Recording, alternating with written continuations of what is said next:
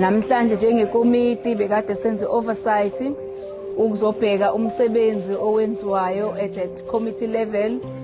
Kunama committee bakeries that esiwenzayo njengekomiti. Siqalile saya eWard 100 la ibaker esi 100% complete and operationally uzobuka nokukhuluma nama beneficiary ukuthi kuhamba kahle, kuhamba kanjani. Sibonile safika sabona nabantu bebhizi befika bezothenga.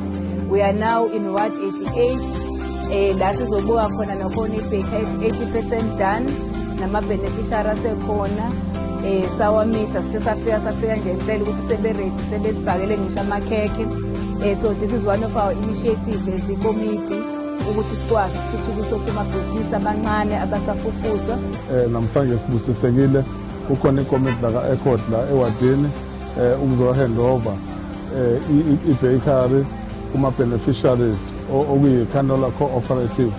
Siyabonga nje kakhulu kumasipala ukuthi kube khona abantu bethu la ewadini abakwaziyo ukuthi bahlomule kulolu hlelo. Lolu hlelo-ke luzosikhethela amathuba omsebenzi alinganiselwa ku-25 njengoba nibona nje la kule ndawo i-rich kakhulu inama-student, inama-res, indawo yonke into. Siyabonga kakhulu ekomidini la ka-Ecot.